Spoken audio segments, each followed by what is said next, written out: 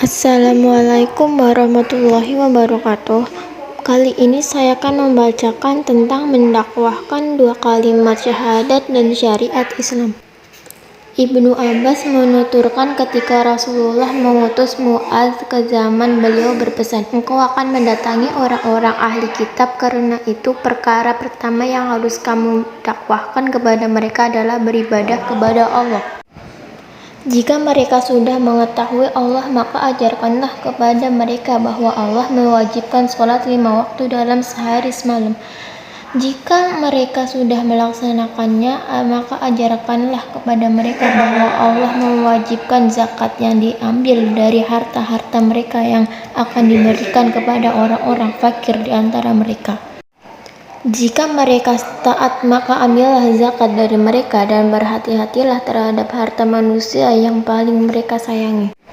Ibnu Abbas berkata, ketika Nabi mengutus Mu'adz ke zaman beliau berpesan, hati-hati terhadap doa orang yang terzalimi, karena antara doanya dan Allah tiada penghalang.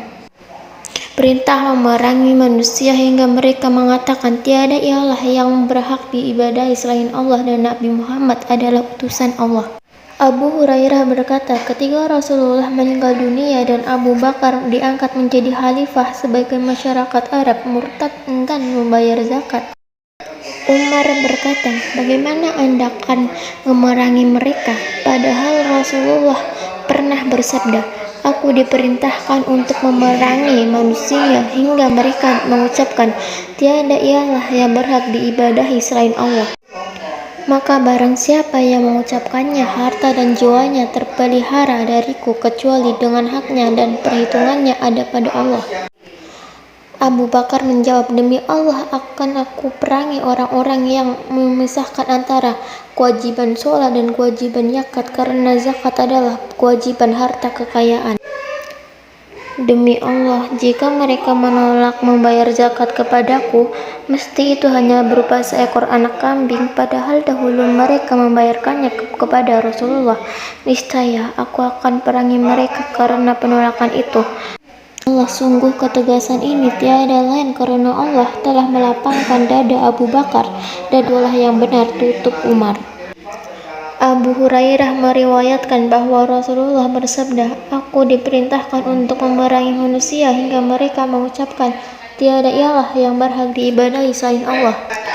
Maka barang siapa yang mengucapkannya, harta dan jiwanya terpelihara dariku kecuali dengan haknya dan perhitungannya ada pada Allah. Ibnu Umar berkata bahwa Rasulullah bersabda, aku diperintahkan untuk memerangi manusia hingga mereka mengucapkan, tiada ilah yang berhak diibadahi selain Allah dan Nabi Muhammad adalah utusan Allah, mendirikan sholat dan menunaikan zakat. Jika mereka mengerjakannya, maka harta dan jiwa mereka terpelihara dariku kecuali dengan haknya dan perhitungannya ada pada Allah. Sahnya Islam seseorang yang baru bersyahadat saat menjelang kematian sebelum sakarat dan tidak boleh memohonkan ampun bagi orang musyrik.